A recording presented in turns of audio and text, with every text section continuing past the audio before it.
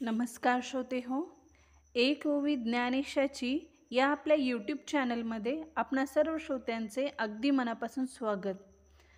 आज आपण ज्ञानेश्वरीच्या 3ऱ्या अध्यायातील 194च्या पुढील ओव्या घेऊयात. ओम नमो ज्ञानेश्वरा. जे सामान्यत्व लेखती अवाज्ञा करुणी देखती, काहा अर्थवादू म्हणती वाचाळपणे. जे लोक याला किरकोळ गोष्ट समजतात, जे इकडे पाहत नाहीत किंवा जे लोक माझ्या या मताकडे तुच्छतेच्या भावनेने पाहतात, ते मोह मंदिरा भुलले, विषय विखे घारले, अज्ञान पंकी बुडाले निभ्रांतमानी. ते लोक अविवेकरूपी दारूने मत्त झाले आहेत, या विषयरूपी विषाने व्यापलेले आहेत व अज्ञानरूपी चिखलात फसलेले आहेत, असे निसंशय समज. देखे शवाच्या हाती दिधले, जैसे रत्न का वाया गेले, नातरी नाथ्यदा पाहले प्रमाण नोहे.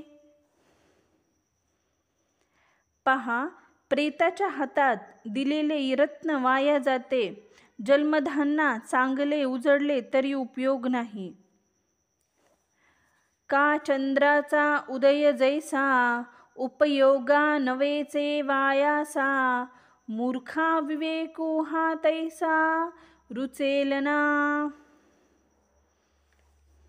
अथवा चंद्राच्या उदयामुळे कावळ्यांना लाभ वाटत नाही, त्याप्रमाणे विवेकाचे हे भाषण मूर्खांना रुचणार नाही. जैसा जे पार्था विमुख या परमार्था, तयासी संभाषण सर्वथा करावेना. अर्जुना, पहा, याप्रमाणे जे या परमार्थाकडे तोंड फिरवणारे असतील, त्यांच्याशी मुळीच भाषण करू नये. म्हणोनी तेना मानती, आणि निंदाही करू लागती, सांगे पतंगू काय साहती प्रकाशाते.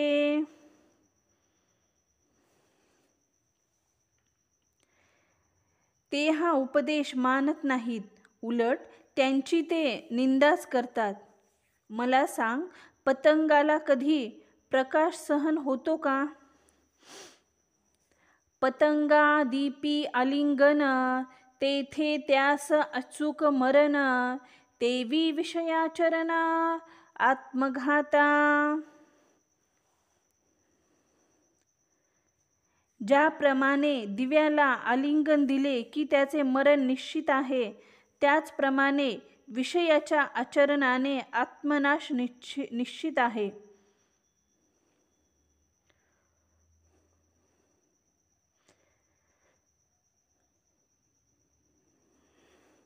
म्हणोनी इंद्रिये एके, जाणतेनी परुखे, लाळवा विना कौतुके आदी करोनी. म्हणून शहाण्या माणसाने इंद्रियांचे लाड करू नयेत, ते कौतुक म्हणू नये. हागा सर्पेसी खेळो येईल, की व्याघ्र संसर्ग सिद्ध जाईल, सांगे हळाहळ जिरेल सेवलिया काई.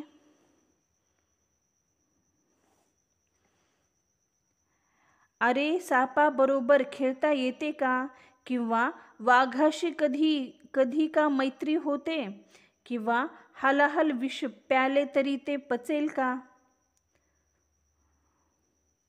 देखे खेळता अग्नी लागला, मग तोना सावरे जैसा उधावला, तैसा इंद्रिया लळा दिधला भला नोहे. पहा, सहज खेळता खेळता आग लागली आणि ती भडकली तर जशी आटोपत नाही, त्याप्रमाणे इंद्रियांचे लाड केले तर ते चांगले नाही. एरवी तरी अर्जुना या शरीरा पराधीना, का नाना भोग रचना मेळवावी. अर्जुना, विचार करून पहा, देह प्रकृतीच्या स्वाधीन आहे, मग त्याला भोग देण्यासाठी आपण का झटावे. आपण सायासे करुनी बहुते, सकळ ही समृद्धी जाते. उदो असतो या देहाते, प्रतिपाळावे का. आपण रात्रंदिवस कष्ट करून धन ऐश्वर्य मिळवायचे आणि सर्व संपत्ती खर्च करून रात्रंदिवस देहाची जोपासना करायची का.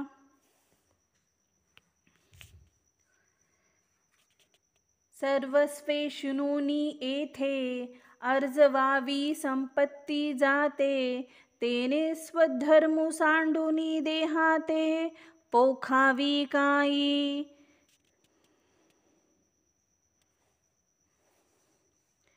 या लोकात अतिशय श्रम करून संपत्ती मिळवावी, मग आपले धर्म टाकून त्या संपत्तीने देहाला पुष्ट करावे, हे योग्य आहे काय. मग हे तव पाच मेळावा, शेखी अनुसरेल पंचत्वा. ते वेळी केला के गिवसवा, क्षिणू आपला.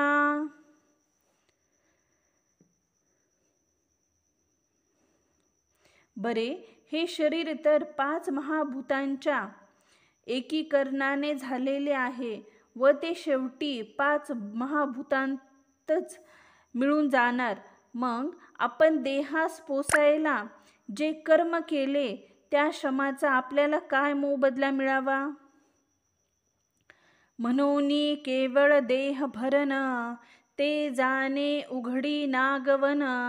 या लागी येथे अंतःकरण देयावेना. म्हणून केवळ देहाचे पोषण करणे हा उघड घात आहे. यासाठी तू देह पोषणाकडे लक्ष देऊ नकोस. एरवी इंद्रियाचिया अर्था, सारिखा विषो पोखिता. संतोषू करी चित्ता आपजेल. परंतु तो संतोष म्हणजे बाहेरून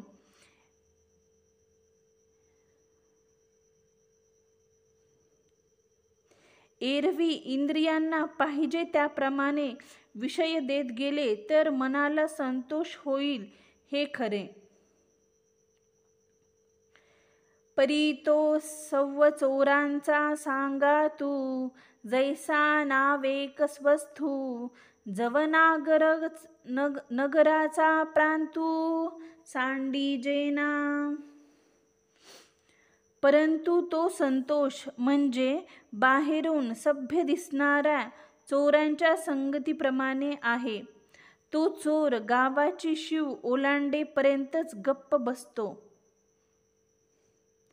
बाप्पा विषयाची मधुरता, झने आवडी उपजे चित्ता. परी तो परमानु विचारता, प्राणू हरी. बाबा, विषय गोड आहेत खरी, पण त्यांच्याविषयी अंतःकरणात कदाचित इच्छा उत्पन्न होईल, परंतु त्यांच्या परिणामाचा विचार केला तर ती प्राणघातकच आहे.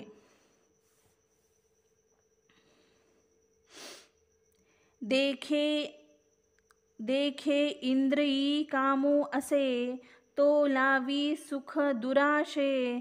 जैसा गळी मीनो आमिषे, भुलवी जे गा. परी तया माझी गळू आहे, जो प्राणाते घेऊनी जाये. तो जैसा ठावाऊनो हे झाकलेपणे. परंतु त्या आमिषाखाली प्राण घेणारा गळ आहे, हे ते हे तो गळ आमिषाने झाकला गेला असल्या कारणाने त्या माशांना कळत नाही. तैसे अभिलाषे येणे कीजेल, विषयाची आशा धरी जेल, तरी वरपडा होई जेल क्रोधनळा. तशीच स्थिती विषयांच्या लालसेने होईल. जर विषयांची अभिलाषा धरली तर क्रोधरूपी अग्नीत पडावे लागेल.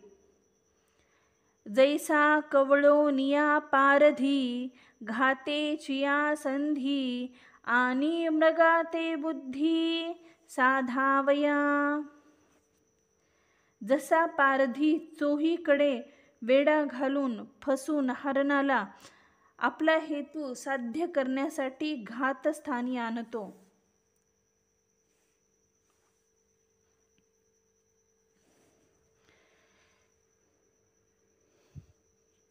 श्रोते हो, इथे आपल्या ज्ञानेश्वरीच्या 3ऱ्या अध्यायातील 216 ओव्या पूर्ण झालेल्या आहेत.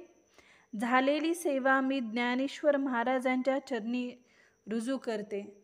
ओम नमो ज्ञानेश्वराय.